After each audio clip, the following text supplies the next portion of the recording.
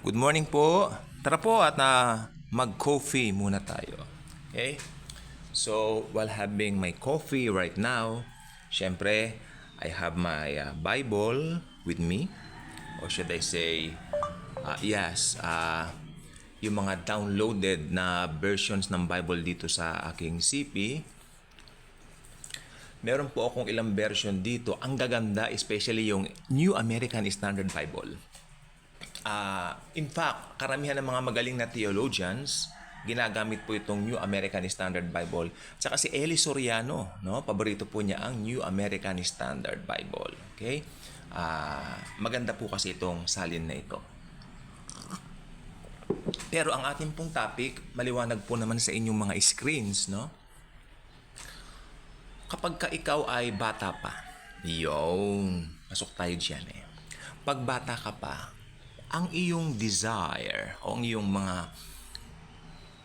minimithi, yan. Yung mga bagay na sa'yo'y nagpapasaya, syempre, check tayo dyan. Pero hindi mo namamalayan, pag tumanda ka na, you will come into realization na yung pala mga dinisar ko mga bagay na yan, naluma na. Okay, let me cite you or let me give you a good example. Meron po ako nakausap na ngayon may edad na pong babae. Meron siyang guy na gustong-gusto, no, during nung kapanahunan po nila, syempre. Dinidesire niya ito, pero kailanman daw hindi siya pinansin nito. Kausap ko po siya 3 days ago. Sabi niya, useless lang naman kasi. Sabi niya nung bata pa siya. Nag-aaral po siya nung sa UST. Useless naman kasi kung magpapapansin ako dito, ganito, ganyan. Way back in the 80s pa to. Pero hanggang dumating naman yun, tayo sa kabutihan ni Lord, nakapag-asawa siya, nagkaroon siya ng mga anak. Until lately, nagkaroon ng chance na nakita niya itong guy na ito. Nagpasalamat siya sa Lord. Sabi niya, Lord, salamat. Mas gwapo yung napangasawa ko kaysa dito pala. Kasi nung tumanda po talaga yung lalaki, ibang-iba na raw po yung itsura, mas matanda pa sa kanila. Pero nung bata raw yon, talagang, alam niyo yun, yung famous, popular, ganon. Tipong ganon, no? I think yung lalaki, parang crush ng bayan, something like that. Yung mga, alam niyo nun, active sa esports, ganon, into esports. Sabi ko, tita, ano naman pong nangyari? Sabi ko naman, nakita ko lang siya, then parang casual na lang. And then, ang na-realize daw niya, ito nga pong ating pag-uusapan ngayon, meron tayong mga dinidesire nung araw, no? Na, tawag dito, marirealize mo pagdating ng panahon na nagbabago pala. Nag-iibang itsura pag tao. Pero pag gamit naman, naluluma. Like me, dinidesire ko dati nung kapanahunan nung iPhone 6. Naalala ko dati, ang ganda ako. Ganito, ganyan, ganun. And then, sa paglipas ng panahon, hindi ko na malaya, nagkaroon din pala ako noon. Ay, ngayon sira na nga po, di ba? Sabi ko, dinisire ko ito dati, pero ngayon, mas marami ng maganda ritong bagong mga cellphones. Correct? So, ito ang gusto kong sabihin sa inyo. Mga Bibles, please. Ako, downloaded na dito sa cellphone yung mga Bibles ko. Marami akong version, pero yung gusto ko tong banat ni New American. Pasensya na po pag tinawag ko para akong, ewan ko po ba, kasi acidic ako no? Gusto ko yung banat ng New American Standard Bible. Pero unahin muna natin yung NIV, New International Version. Ito po yung 1 John chapter 2 verse 17. Please, Bibles, please. Kung naka-download na sa cellphone, mas maganda, please. Mas mabilis. 1 John chapter 2 verse 17. New International Version. The world and its desires pass away, but whoever does the will of God lives forever. Napakasimple and yet napakasustansya. Napaka-grade 1. Napaka-elementary. No? Hindi na kailangan ng paliwanag. Pag nabasa mo, pag narinig mo, nabasa mo yan. Uy, alam ko na i-explain, di ba? Okay, pero explain ko pa rin. Yung tinatawag ditong the world and its desires. Ayun po yung sinasabi ko kanina. Siyempre, you are desiring. You are desiring someone or something, di ba? Oh, yung someone na dinidesire niya, tumanda na, nakapagpasalamat siya, Lord, mabuti hindi ito nakatuluyan ko. Kasi while you were young, parang bulag ka eh. Parang, ito ang gusto ko. Oh, ito, wala akong papakinggan. Ito gusto ko, ganyan. Okay. But, pag lumipas na ang panahon, nagbabago. Kaya tignan mo, the world and its desires pass away. But whoever does the will of God lives forever. Pag-uusapan natin yung will of God. Gusto niyo pong malaman, ano po ba ang will of God? Ano po ba ang will of God? Ano po ba ang will of God? Okay? Ang will of God po ay yung kaisa-isang bagay na ipinapagawa sa atin ng Panginoon. Ha? Ano yung pinapagawa sa atin ng Panginoon? Ang manampalataya tayo sa kanyang bugtong na anak, ang Panginoong Hesukristo. Yes?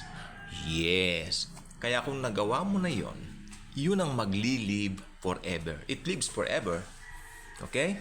Punta tayo sa English Standard Version, which is the popular version as of the moment. Okay? And the world is passing away along with its desires. So, binanggit na naman si desires. But whoever does the will of God abides forever. Mas maganda yung banat niya sa abides. You will abide forever in the embrace and love of Jesus. Yes. Lahat ng bagay dito sa mundo, sige, tingnan nyo po, subukan nyo pong i-rewind, mag-throwback kayo sa YouTube.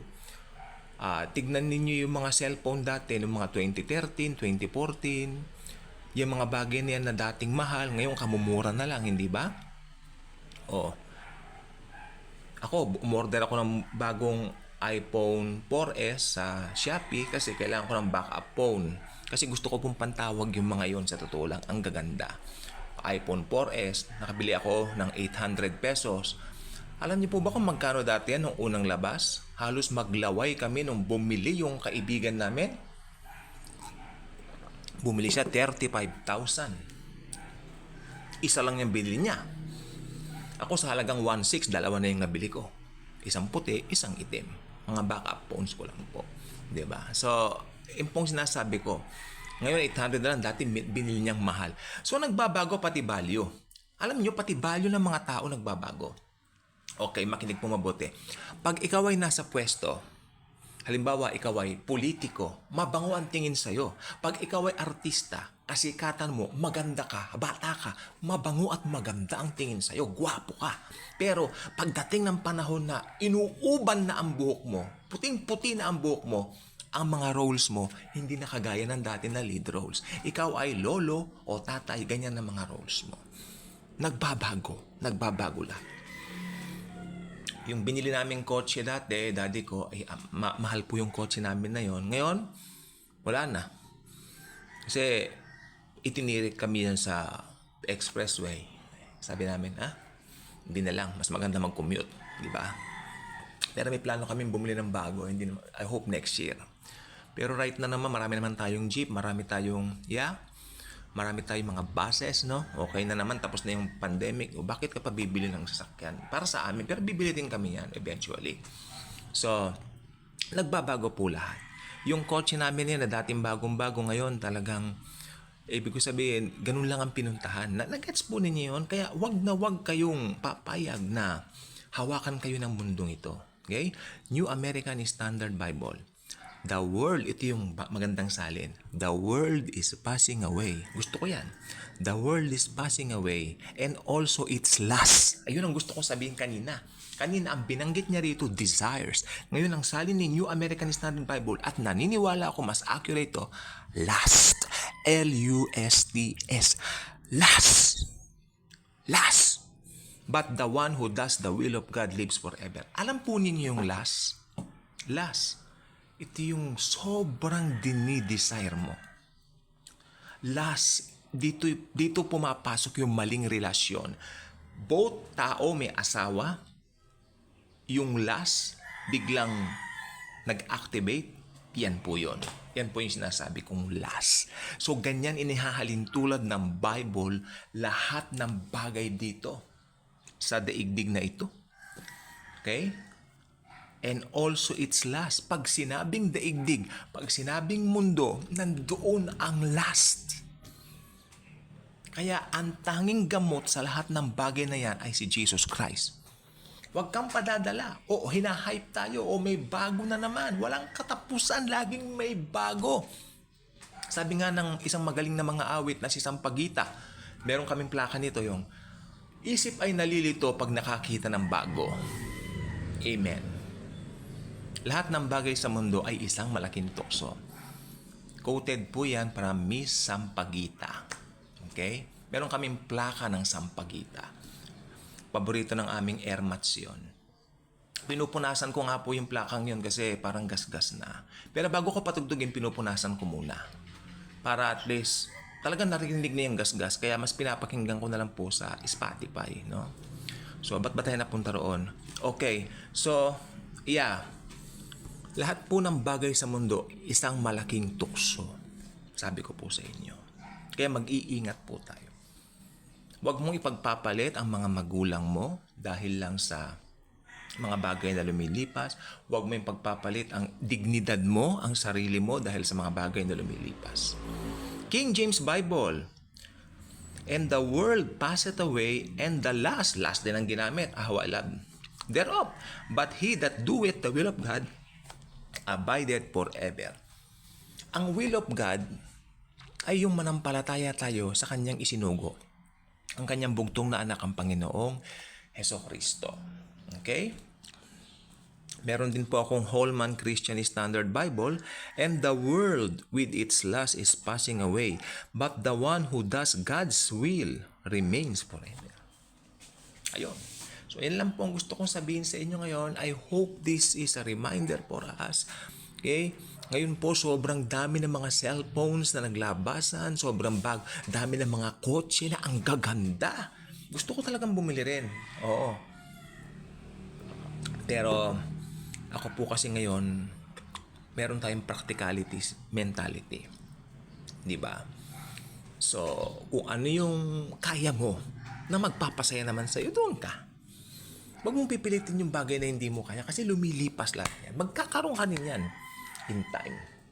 Diba? Sabi ko nga doon sa iPhone 6 ko nakita ko yung commercial yan. I think 2014. Ang ganda ako. Lumabas yan. Ang presyo, tinignan namin dito sa may SM, Mega Mall. 65,000 pesos. 65,000. Wow. Tapos di ko namamalayan, nagkaroon din naman ako paglipas ng panahon. Mura na lang, di ba? So ayun pong sinasabi ko, lumilipas lahat, pati value. Maganda ka ngayon, wag ka magyabang. Gwapo ka ngayon, wag ka magyabang. Kasi eventually lilipas lahat ng yan. Pero ang hindi lumilipas, yung katotohanan na tinanggap natin si Jesus at yan ay mananatili forever. Kaya kung hindi ka pa nakasubscribe sa ating channel, I invite you to do so.